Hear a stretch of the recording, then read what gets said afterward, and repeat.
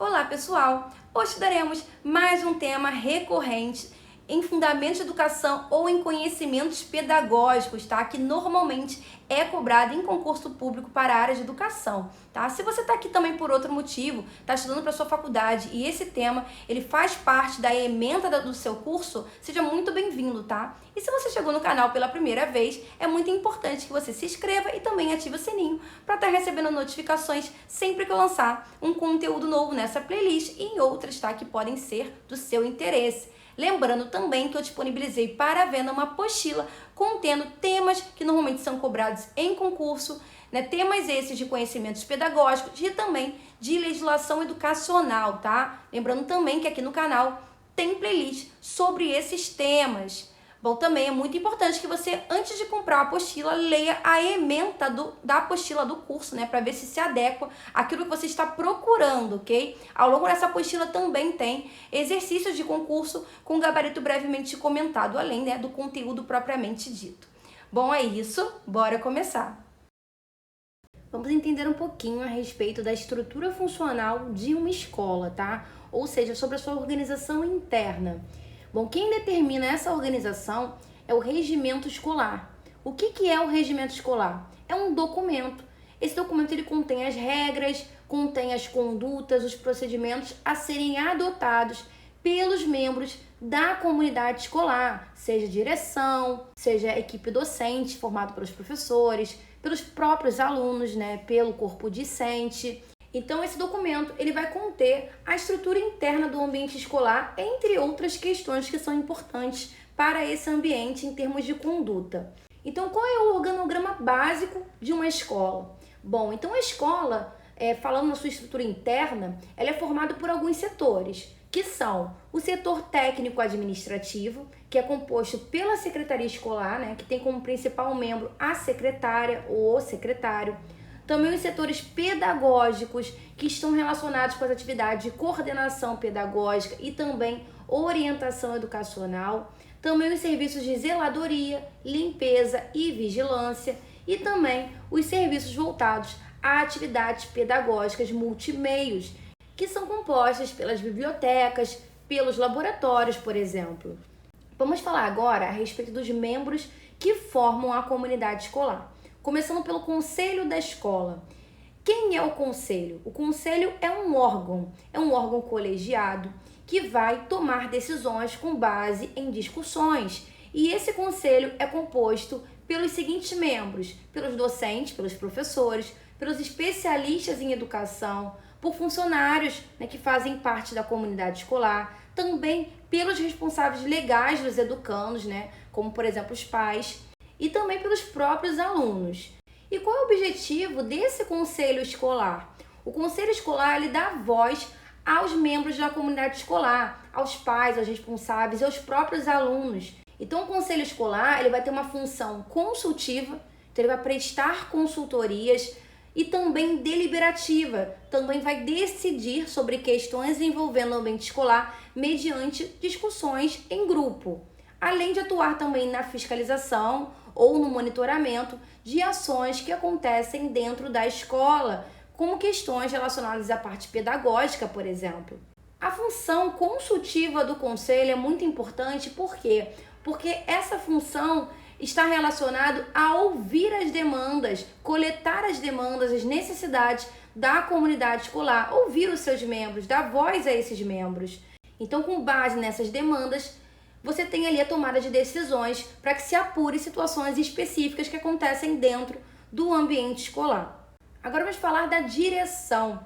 A direção tem como figura principal o diretor. O diretor é a figura central da escola, que tem como função coordenar todas as atividades envolvendo a escola. Ele vai ser a figura que vai fazer a ponte, vai fazer as conexões entre os setores que fazem parte da estrutura interna da escola, assim como os membros da comunidade escolar. Isso com base, claro, nos dispositivos legais e também no regimento escolar. O diretor, ele vai ter ali a função de tomar decisões. Porém, essas decisões, elas não são e não devem ser arbitrárias. Essas decisões têm que ter como base o regimento da escola, as regras que envolvem aquela organização interna da escola. E também ele deve ouvir as questões que envolvem a escola, ouvir as pessoas, ouvir os membros da comunidade escolar, proporcionando com isso uma gestão colaborativa. Vamos estudar agora a respeito do setor pedagógico. A principal figura do setor pedagógico é o coordenador ou a coordenadora, ou seja, a coordenação. Tá? A coordenação é um setor pedagógico, né, que inclui tanto a coordenação pedagógica quanto a orientação educacional. Tá? Normalmente, quem faz parte da coordenação são professores habilitados para isso, professores que carregam uma grande experiência educacional, uma bagagem para isso e também fizeram cursos de especialização para estarem ali naquela função. Então, o coordenador pedagógico ele vai se relacionar com as questões pedagógico-curriculares, através da supervisão, monitorando questões que envolvam o ambiente escolar na parte pedagógica, através da orientação, prestando auxílio pedagógico, fornecendo informações aos professores, por exemplo, fazendo assessoramento, assessorando, prestando auxílio e também avaliando.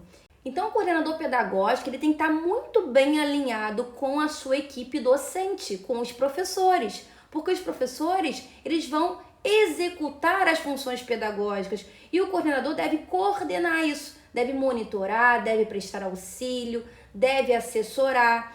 Bom, e o orientador educacional? O orientador educacional ele se volta mais especificamente aos alunos, às demandas que envolvam o corpo discente, que envolvam os alunos, também fornecendo orientações, também monitorando, assessorando, tá? Mas ele se volta mais ao relacionamento dos alunos com a comunidade escolar, diferente do orientador pedagógico, que ele se relaciona mais às questões pedagógicas, às questões de execução de atividades relacionadas ao ensino e está muito alinhado com os professores. Bom, agora vamos discutir a respeito do setor técnico administrativo.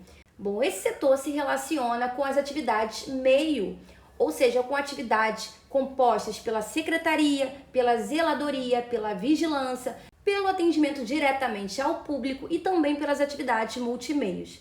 Bom, a secretaria escolar é um setor que se volta a quê? Se volta à parte documental da escola.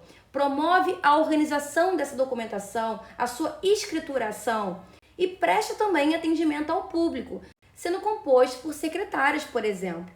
A zeladoria já é um setor que se volta à manutenção da limpeza, também à conservação das dependências escolares, também na distribuição da merenda. Quem é que compõe a zeladoria? São os serventes.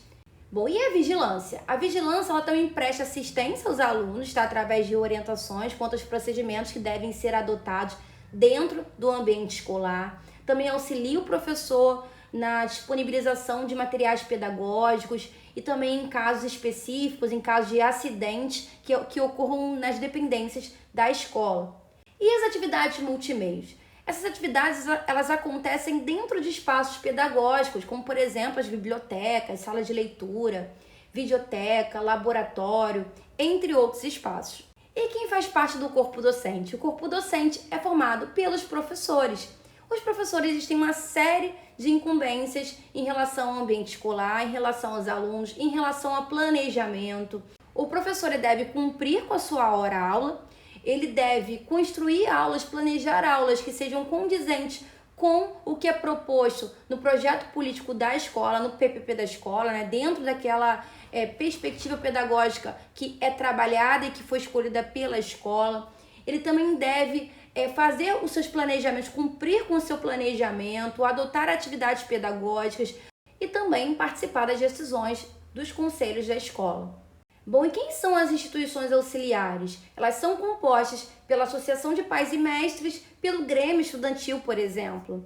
Bom, a Associação de Pais e Mestres é composta por responsáveis legais dos alunos, pelos pais, por exemplo, além de professores, também de funcionários que fazem parte da comunidade escolar e também alunos que sejam maiores de idade.